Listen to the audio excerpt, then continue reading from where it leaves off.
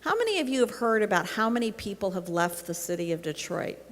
Or about how in the last census that Detroit fell remarkably below the 1 million mark in the census and how catastrophic that was? Because remember that the census is critical. The census is what gives you resources to fund your city. And the million mark is the critical mark, because when you fall below, when you fall below that marker, you are in trouble in terms of federal dollars. Well, we've all chalked up the population movement to white flight and deindustrialization. And to be sure, that dealt a real blow to what happened in the city of Detroit. But what we forgot about is all the people who actually live in Detroit, but they're not being counted here.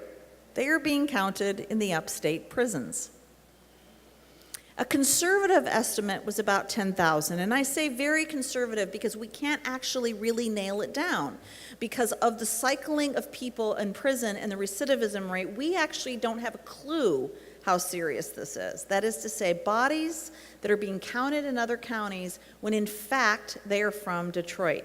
So the census population of Detroit, when it falls below 1 million, remember, I don't know if you can see this, in 1970 we had 1.5 million people, and at our low point, 713,000. We can't explain all that of incarceration, but there's a big swath of it we can, and we need to address that and take it seriously. Now, you might say, why haven't, if all of this is true, why haven't Detroiters changed this? I mean, after all, if there's this many people with a criminal record, they're a voting bloc, presumably. If there's this many people who can do something about this, why aren't they doing something about this? Well, again, this is one of the most insidious things about mass incarceration as it's played out in our country. It hasn't just destroyed communities and undercut our economy, and frankly, it's a whole nother discussion we could have, but completely undermine the labor movement, including the UAW. But the other thing that it's done is it's fundamentally altered and distorted our democracy. And that should be of concern to citizens no matter whether they've ever met someone behind bars or not. So what do I mean by that? I mean, why haven't the people most impacted by this done something? Because they cannot. When they are in prison, at least they can, let me get to that, but at least through the traditional system, which is the ballot box, they can't vote. So you may be a drug-addicted mother from Brewer Park who gets sent to prison, but when you get sent to prison, it isn't just that you're being punished for your addiction, you are also stripped of your citizenship. So you cannot vote to weigh in on the policies that have put you there in the first place. The disfranchisement in this country is so severe, actually, that's one, when we think about, remember that election, the old guy, remember Al Gore, remember that election? 18% of the black population in Florida was unable to vote, even when they'd gotten out of prison. And those were Democratic Party voters. And Florida was one of those critical states. It's just a tip of the iceberg.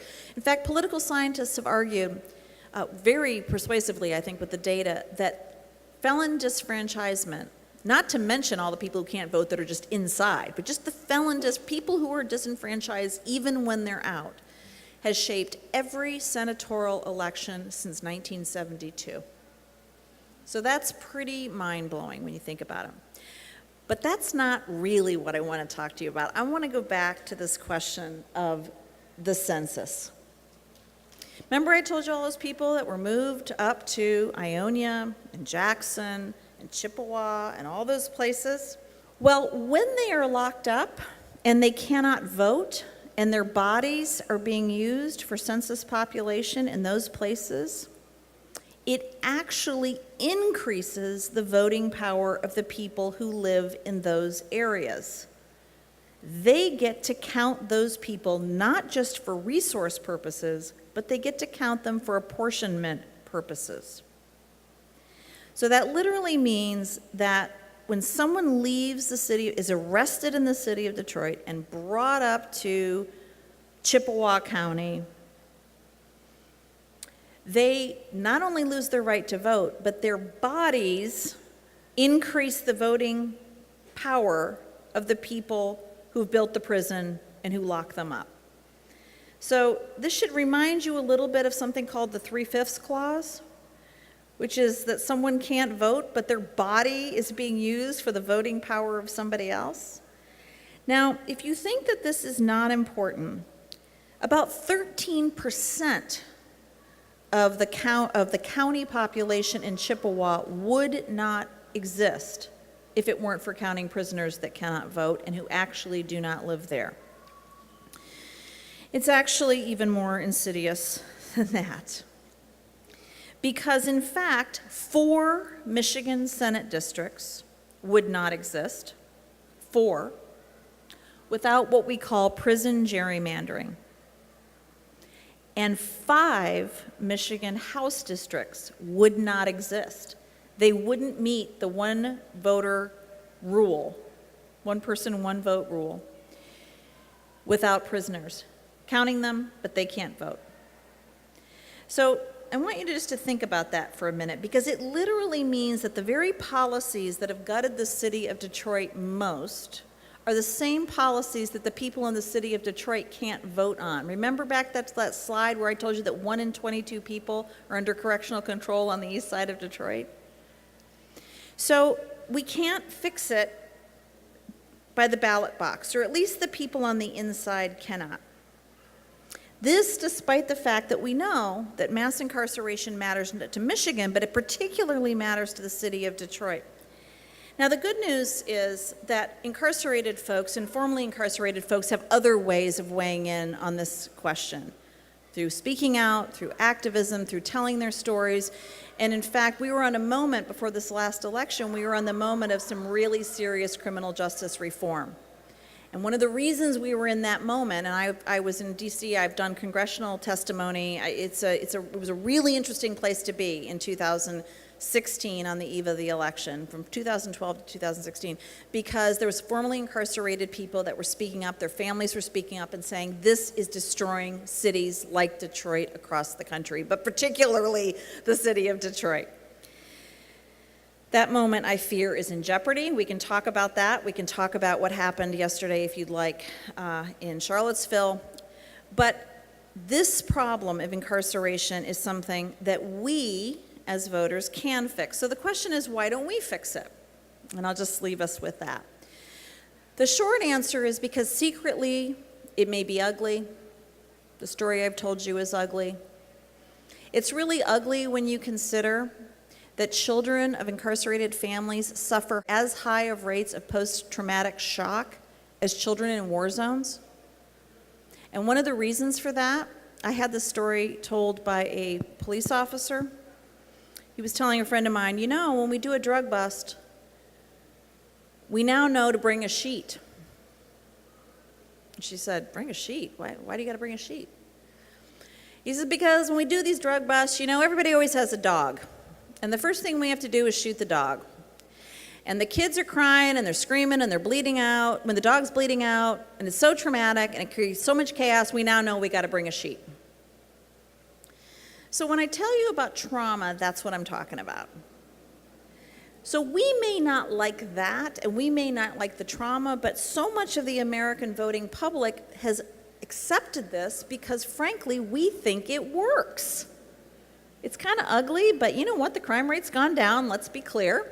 Violent crime rate's as low as it's been in a long, long time.